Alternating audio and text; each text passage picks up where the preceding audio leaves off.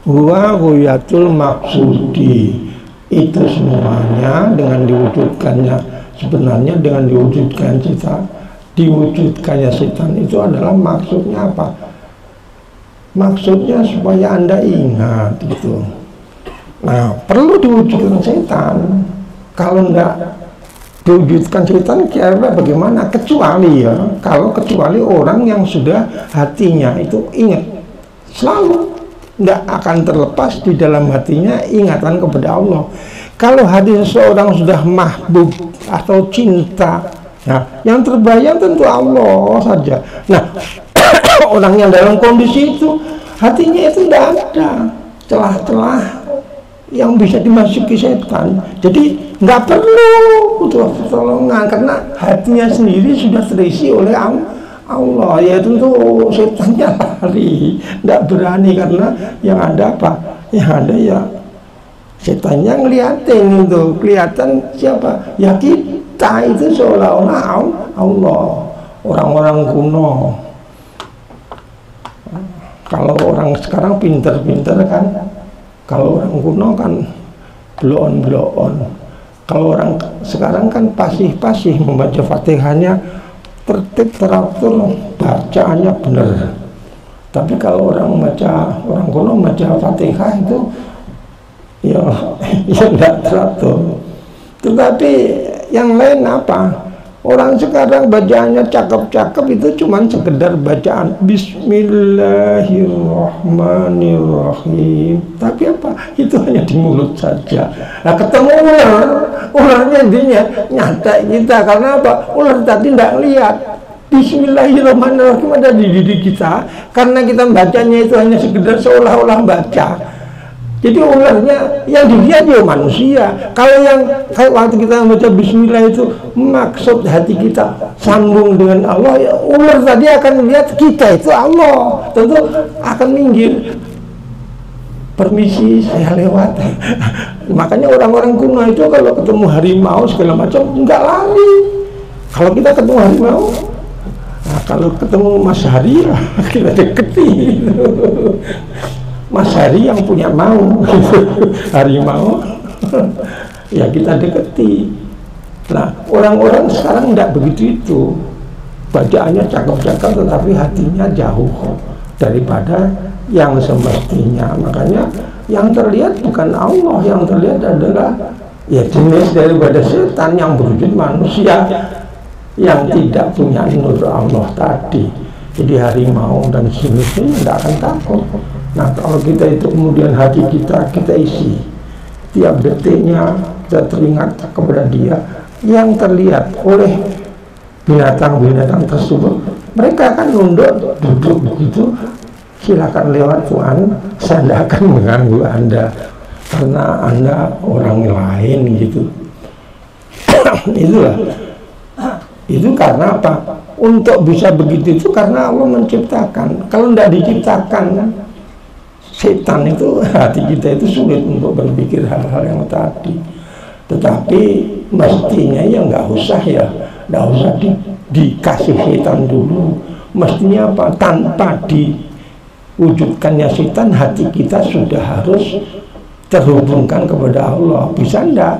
Nah itu yang sulit, yang ada kan ya kehidupan kita aja yang kita pikirin. Nah, akhirnya hati kita yang memikirkan kepentingan hidup kita, bukan memikirkan kepada usul kepada Allah wa Rasulihi sallallahu alaihi wasallam.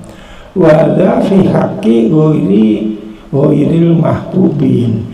Ini semuanya yang saya katakan tadi itu berlaku pada orang-orang yang tidak cinta, orang-orang yang tidak cinta kepada fi haqqi ghairil mahbubin, pada hak orang yang tidak cinta kepada Allah. Orang yang tidak cinta kepada Allah bagaimana? Alladzina sarrafu himmatahum ila jinabil haq kholqi, yaitu yang selalu berpikir himmahnya itu kepada selain Allah. Nah kecuali kalau orang-orang yang hatinya itu nggak usah diperintah, nggak usah dikasih tahu, nggak usah dikasih khotbah panjang-panjang, cukup ya pendek-pendek aja tapi sudah ngerti. Orang-orang yang begitu itu orang yang dekat kepada Allah. Untuk mereka tidak perlu musuh banyak, itu tidak perlu. Karena apa? Mereka sudah tidak. Kalau andai kan ada musuh, mereka itu akhirnya tidak ngubris. Ada musuh di depannya, tapi karena hatinya sudah Allah, musuh itu kelihatan enggak kelihatan, karena hatinya adalah Allah. Jadi nyingkir semuanya. Ya, bagaimana kita caranya supaya kita bisa ke situ? Nah, satu cara Bapak mengamalkan sholawat lagi dia. Kita itu dilatih ke situ, nanti akan tercetak dalam hati kita, yaitu tadi Rasulullah dan Allah. Nah, kalau sudah begitu, apapun yang ada dalam kehidupan dunia itu sudah ada yang berbahaya, semuanya enteng-enteng aja.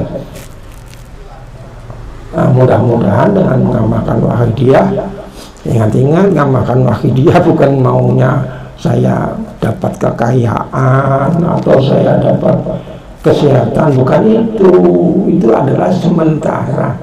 Boleh Anda bikin, silakan. Sebab kalau Anda tidak sakit, tidak mau baca wahidiyah gitu. Ya, mau membaca wahidiyah.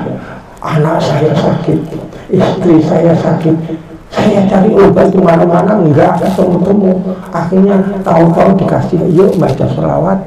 Nah, mau baca sholawat, ternyata baca sholawat sembuh. Loh, ingat-ingat, baca sholawat karena istri sakit, cakep. Maunya karena itu, maunya karena istrinya sakit, baca sholawat.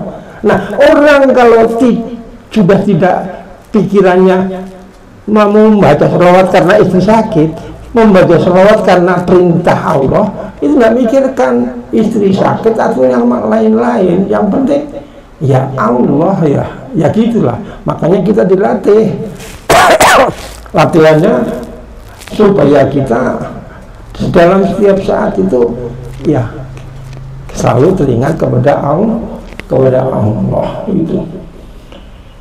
Nah, itu bisa terjadi bagi orang-orang yang sudah mencintai kepada Allah. Fi haqqi ghairil mahbubin alladzina sarrafu himmatahum ila jinabil khalqi, yang selalu mengolah segala pemikirannya ditujukan kepada selain Allah, ila jinabil khalqi, tidak ditujukan kepada Allah. Selalu pikiran-pikiran sendiri.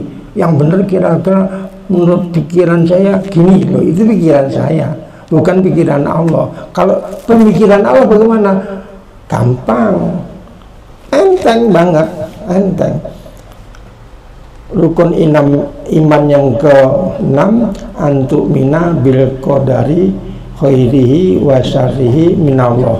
Masukkan dalam hati. Ya, yakin bahwa semuanya itu entah perkara itu baik atau itu jelek adalah buatan Allah. Nah, setelah Anda meyakini dari Allah, ya tidak ada apa-apa. Karena Anda dibikin sakit, alhamdulillah, dibikin senang, ya alhamdulillah, karena semuanya dari Allah. Nah, kalau semuanya dari Allah, ada yang bisik-bisik, alhamdulillah, dicaci maki oleh orang, ya alhamdulillah. Nah, kemudian kurang ajar dia membisik-bisik, bikin pertempuran ini. Itu namanya kan ilmunya selain ilmu Allah. Kalau pakai ilmunya Allah, itu adalah semuanya takdir Allah. Kalau takdir Allah, Anda bisa menerima, enggak. Nah, Anda dipaksa untuk menerima, karena itu tidak mungkin dimusuhi. Itu adalah ciptaan Allah. Waktu Anda mengetahui itu adalah ciptaan Allah, akhirnya terima dengan senang hati. Jadi, antuk mina bil qadari khairihi wa syarrihi minallah. Bukan kemudian cari dukun, bukan kemudian cari ini itu segala macam, bukan.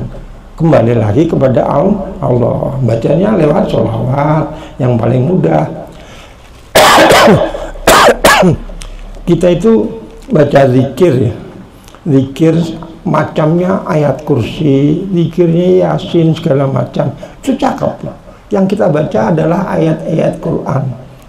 Tetapi waktu Anda membaca ayat Quran, Bismillahirrahmanirrahim, yasin wal Quranil hakim, waktu Anda membaca ya Anda sendiri kan baca ya yasin wal Quranil hakim. Tapi kalau Allahumma sholli ala sayyidina Muhammad wa ala ali sayyidina Muhammad, Anda baca itu, siapa yang mengikuti Anda? Diikuti oleh Rasulullah. Karena apa? Setiap Anda membaca sholawat, Rasul mesti ngikut. Terus diikuti oleh Allah, karena Allah merintahkan Anda membaca sholawat. Terus diikuti oleh malaikat. Siapa yang mengikut kepada kita sewaktu membaca sholawat? Rasul, Allah, malaikat. Waktu Anda yasin wal Quranil hakim, waktu Anda baca, Anda apakah yakin diikuti oleh Rasul? Lah Anda memanggil Rasul, ya Rasul tidak mau datang. Tahu itu ayat Quran, tapi Anda tidak manggil Rasul. Sebodoh amat, kamu tidak minta tolong aku. Ya, Anda pakai doa, pakai segala macam ayat Quran, bukan dilarang, bukan jelek, cakep, tetapi Anda sendirian. Sendirian, tidak ada yang nolong. Nanti kalau jalan-jalan di tengah jalan, lagi pergian di tengah jalan dibegal. Ya karena sendirian, siapa yang mau nolongin? Tapi kalau Anda baca sholawat, tahu-tahu nanti ada, ya kehendak Allah. Allah di mana-mana kan punya petugas. Nah nanti ada yang nolong loh, itu bisa terjadi. Itu untungnya kalau Anda membaca sholawat. Tetapi jangan berarti baca Quran tidak boleh, bukan berarti begitu. Baca Quran cakep, tapi sayang kalau Anda membaca Quran, bisakah hati Anda begitu baca langsung connect kepada Allah? Tidak mungkin ya. Yang baca Quran ya, yang kita baca ya Quran, tapi kita tidak ada sambungan ke sana, ta'alluqnya itu tidak ada. Contohnya waktu Bismillahirrahmanirrahim. Bismillahirrahmanirrahim itu kalau kita benar-benar mengucapkannya, itu adalah menyebut Allah. Tapi kan tidak Bismillahirrahmanirrahim kemudian ingat kepada Allah. Waktu mau minum Bismillahirrahmanirrahim, yang diingat ya mau minum doang, tidak kemudian kepada Allah. Mestinya waktu minum Bismillahirrahmanirrahim itu hati kita mengatakan ya Allah lah gitu. Nah, bikin hubungan dengan Allah, sehingga akhirnya waktu membaca Bismillah itu tidak hanya sekedar lafaz Bismillah karena adat, karena kebiasaan. Biasanya engkong nyuruh baca Bismillah. Nah, kalau kita ikuti baca Bismillah, waktu makan baca Bismillah, kata engkong. Waktu makan baca Bismillah, tong, itu kata engkong. Tapi waktu kita baca ya kata engkong, tapi tidak ada pengertian bahwa Anda harus membutuhkan Bismillahirrahmanirrahim ta'alluq. Karena pada waktu Bismillah itu, baknya itu tidak punya arti kalau Anda tidak gantungkan kepada Allah. Ta'allaqat bi amirin mahdhufun tatiru inda dzawil ta'rifi bihasabil maqami ya rujahilu idil maqamu falahul maqalu. Itu mestinya waktu baca Bismillah itu. Tapi waktu baca Bismillah enggak.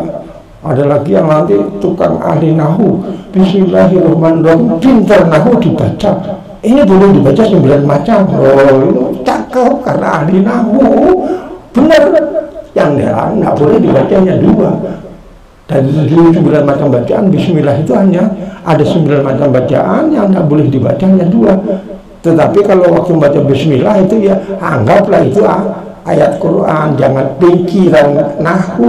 Kalau pikiran nahu nanti yang kita ngerti waktu kita baca Bismillah itu menurut nahu boleh kok gitu. Pikirannya itu menurut nahu boleh, bukan karena perintah Allah. Ini bedakan waktu membaca, ini perintah Allah, saya tunduk membaca karena perintah Allah. Tapi kalau dengan nahu, aku pintar karena nahu itu mengatakan begini nih cara-cara ilmunya gitu. Nah itu baca sama-sama baca Bismillahnya ya satu dengan perintah Allah, satunya karena otak kita sendiri yang akhirnya bacaan kita karena otak kita yang tidak ada. Allah tidak akan mengikuti Anda, bacaan Anda.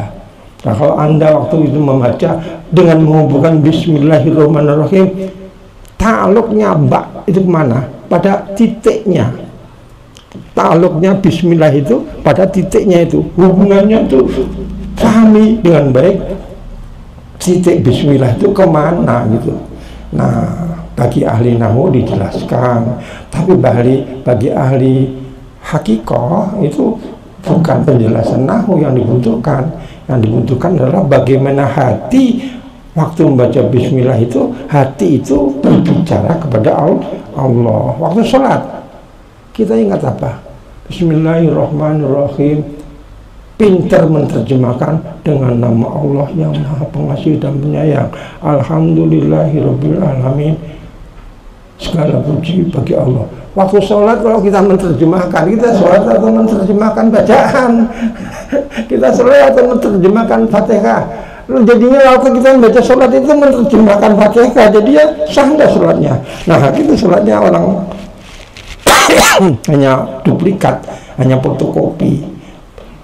Betapa banyak kita mengerjakan pekerjaan yang kita tidak mengerti di dalam pengertian artinya.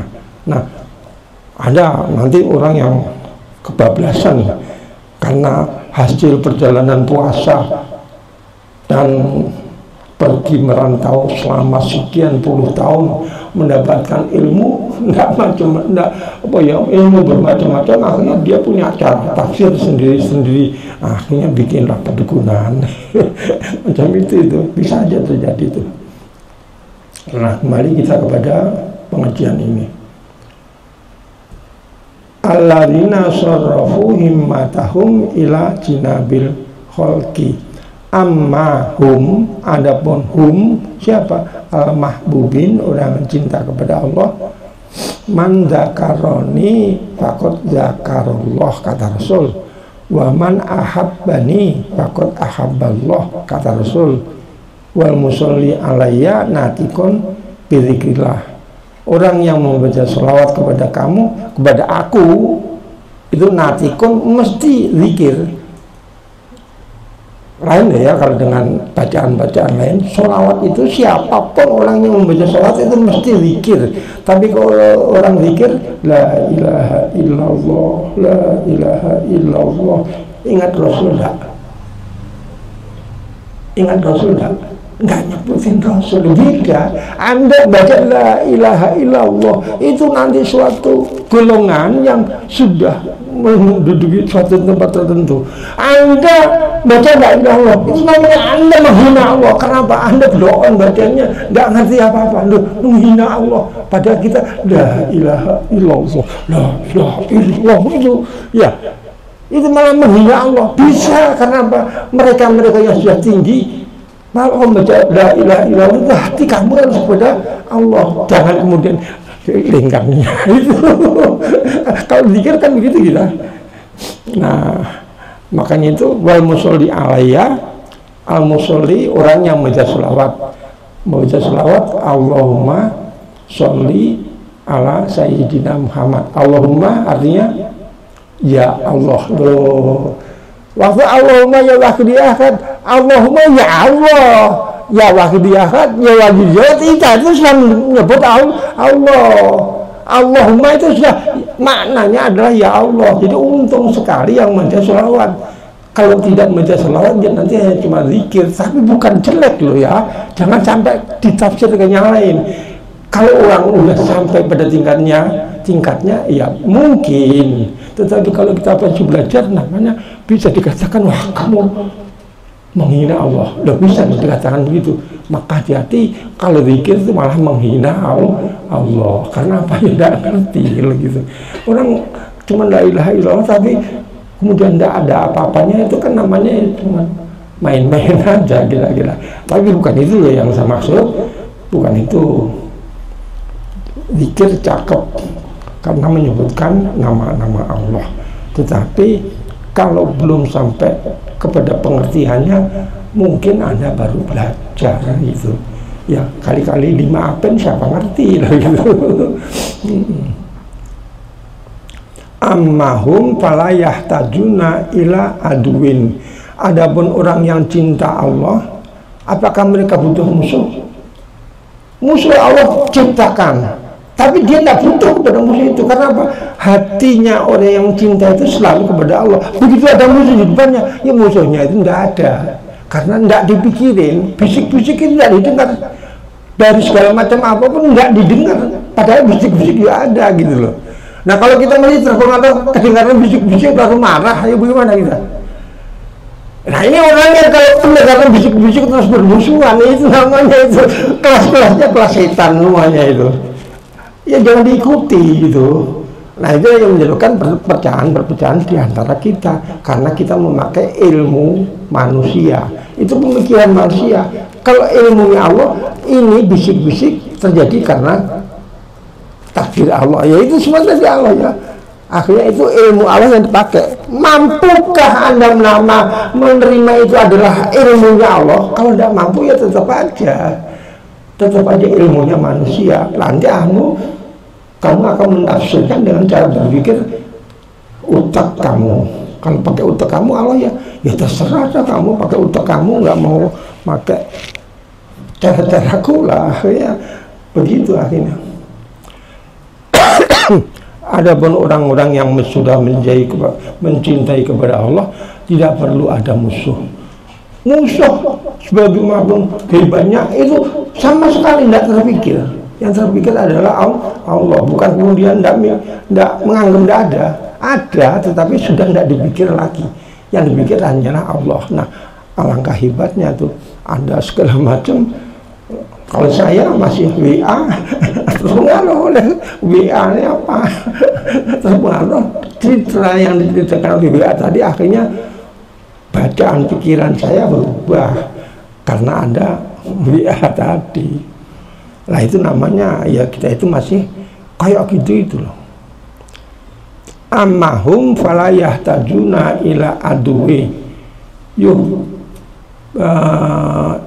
yuhisuhum li'anna ta'alukuhum bihi katobi'i, karena hatinya, hubungan hatinya dengan Allah itu menjadi satu watak, sudah kebiasaan tanpa diperintah lagi ya sudah begitu itu.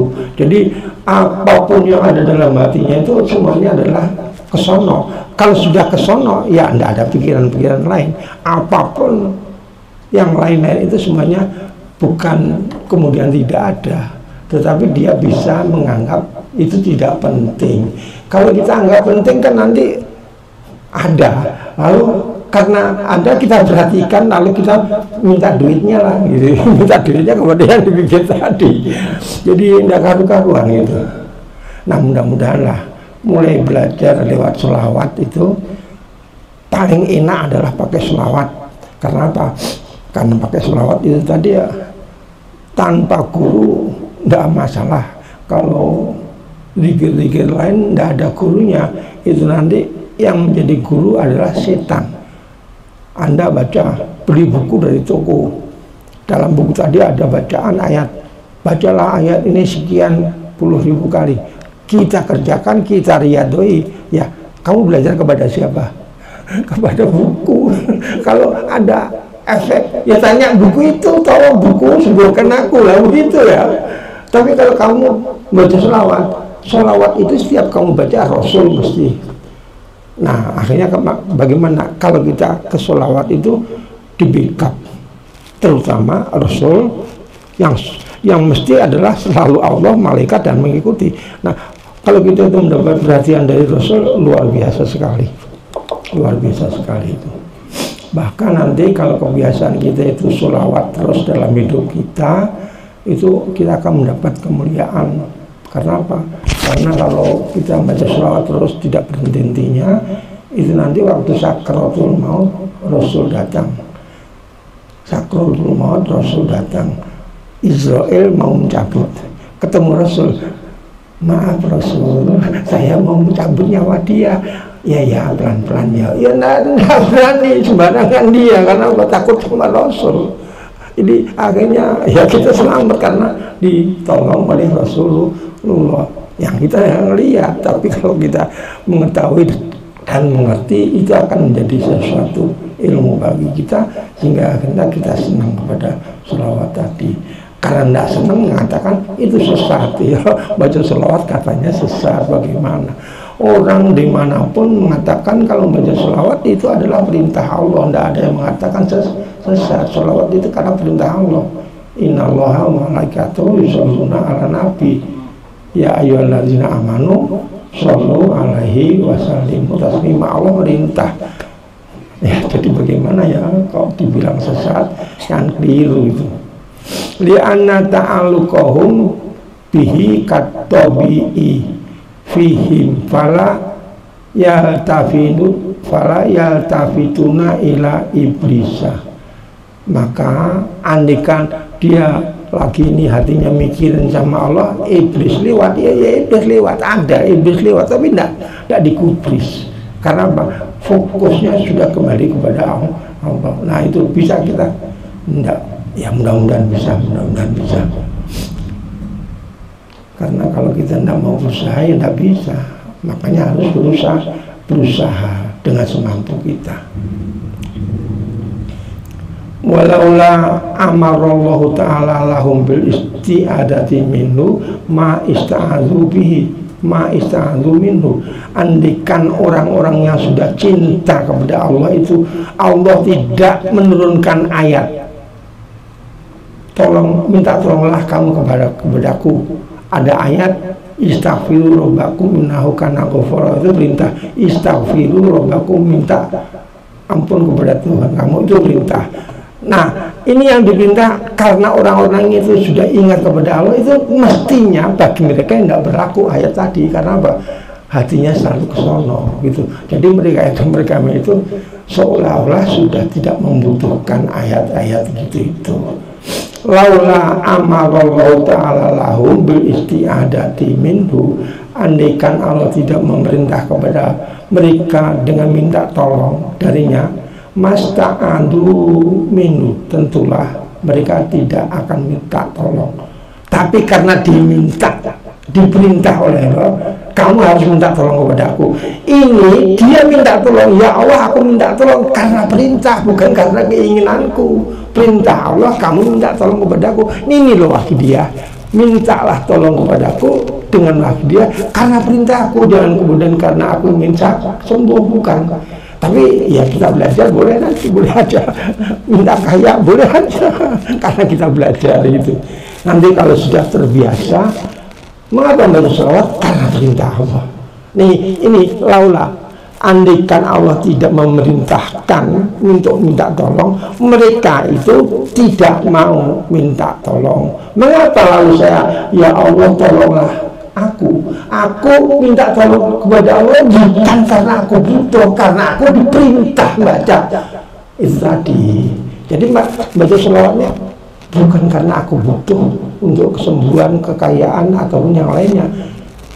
Itu bagi mereka yang sudah imannya tinggi ataupun hatinya sudah mencapai pada tingkatan yang tinggi. Mereka kerjakan semuanya itu adalah karena perintah Allah. Nah,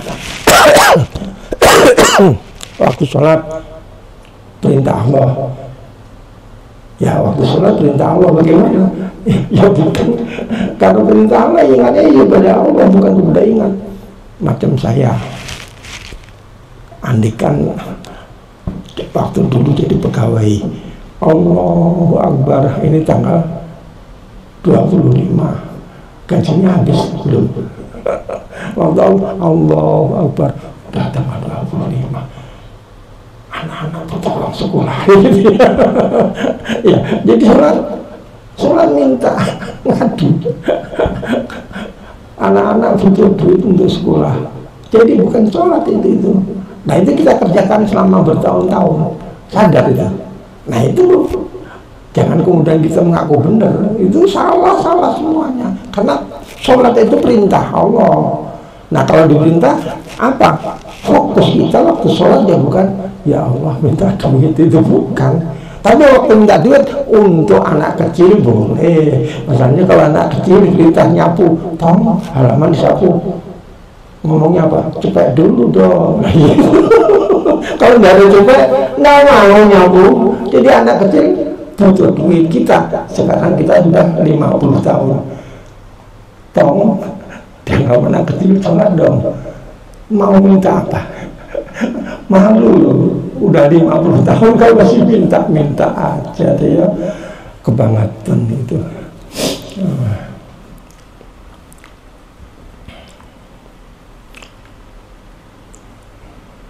Nah, mereka akhirnya meminta tolong itu karena itu perintah dari Allah kepada kita sekalian.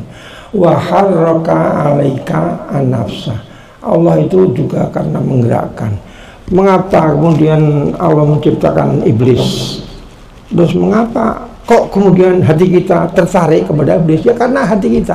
Andaikan Allah tidak menggerakkan hati kita untuk nakut atau takut kepada iblis, ya tidak ada apa-apanya. Jadi hati kita kemudian memperhatikan kepada iblis itu juga nggak salah, karena itu perintah daripada Allah gitu.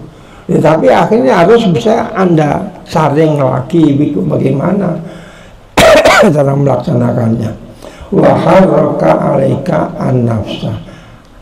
Nafsu kamu digerakkan oleh Allah untuk memikirkan tadi yatlubu mutaba'ata hawa wa syahwat, yaitu bitulabi mutaba'atil hawa wa syahwati. Allah menggerakkan hati kamu supaya hati kamu ikuti keinginan-keinginan nafsu, hawa, dan mengikuti kepada syahwat kamu. Nah itu juga ada maknanya itu. Apa? Oh, itu maksud yang agung, yang paling gede apa? Dengan diwujudkannya syahwat dan nafsu itu apa? Ya kembali lagi kepada Allah. Karena apa? Kalau kemudian hatinya nafsunya gede, syahwatnya gede, dilepas diikuti, ya makin jauh. Tetapi untuk melawan itu kan bujukan-bujukan iblis. Ya butuh ya Allah. Jadi dengan adanya nafsu itu kita itu makin sadar kepada Allah wa Rasulih sallallahu alaihi wasallam. Liyaduma ikbaluka alaihi, supaya tetap kamu menghadap kepada Allah. Li'annaka la taqdiru ala mujahadatiha wa qum'i hawaha, karena Anda tidak mampu untuk melawan kepada iblis tadi, wa qum'i hawaha, dan menghancurkan nafsu Anda. Al-mumtazaji, yang telah masuk nafsu itu di dalam diri kita. Hawa nafsu juga ada di dalam diri kita. Nah, karena hawa nafsu itu ada dalam diri kita, ya dia berarti sudah mencampur dengan darah daging kita, ya sudah menjadi bawaan kita. Nah, bagaimana cara melepaskannya? Kalau kita lepas dengan kita sesat-sesat di dan cincang, ya mati kita nanti. Caranya bagaimana untuk melawan? Ya kembali kepada Allah, serahkan itu semuanya kepada Allah. Ya duma ikbaluka alaihi li'annaka la taqdiru ala mujahadatiha wa qom'i hawaha al-mumtazaji bilahmika wadamika, yang nafsu itu sudah bercampur di dalam diri kamu dengan darah dan daging kamu. Illa biman huwa aqwamika, kecuali minta tolong kepada orang yang lebih hebat dari kamu. Siapa yang lebih hebat? Tidak ada lain. Walaisa zalika illa maulaka, yang dimintai tolong tadi yang lebih kuat tidak ada lain kecuali maulaka, Tuhan kamu. Faqada'aka bihadza ila dawamil iqbali alaihi wal uqufi bil hammi alaihi la syaman wa ya a'daika, karena itu tadi setan dan iblis dan kalam itu adalah musuh kamu bebuyutan, musuh kamu yang terbesar. Tetapi Rasul mengatakan kecil gitu. Tetap mengatakan besar. Kalau perang Badar kecil, perang Uhud kecil, perang lain kecil. Apa yang gede ya Rasul? memerangi hawa nafsu lo.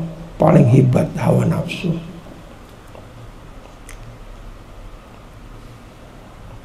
Wahya ada ika il biwasitotiha yatawassalu ilaika. Karena lewat nafsu tadi, Allah itu kalau menghendaki ketemu kamu ya lewat nafsu itu. Kalau kamu sadar, kalau kamu nggak sadar, kok dikasih nafsu, kasih duit banyak, terus digunakan untuk kepentingan nafsunya, ya makin jauh. Mestinya dikasih duit banyak untuk mendekatkan diri kepada Allah. Masalahnya apa? Karena itu bukan punya kita semuanya.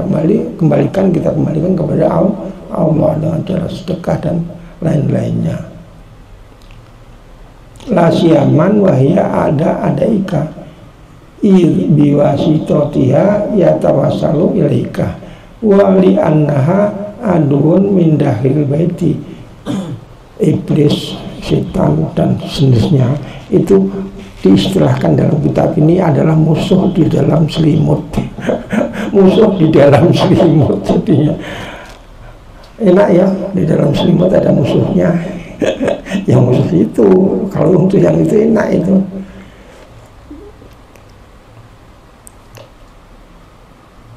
Wali annaha adun min dahilil baiti, musuh yang berasal dari dalam rumah kamu sendiri. Repot, tidak bisa kita melawannya. Wa adawatul adui alladzi min dahilil baiti asadu.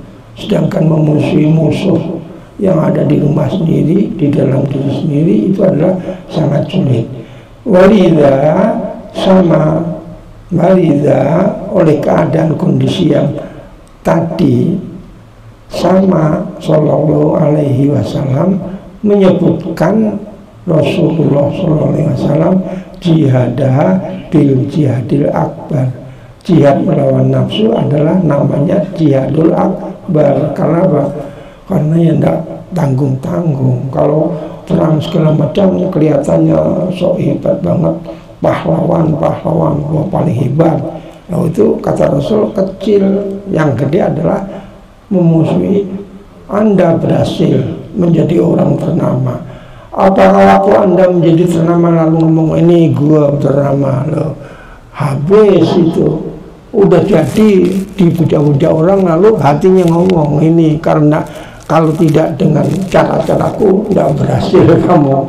Jadi mengaku sok pinter, padahal itu semuanya min fadlillah. Ini sifat manusia yang asalnya dari ketidakmengertiannya, sehingga akhirnya mendekati kepada pemikiran-pemikiran iblis yang tidak memakai pemikiran Allah.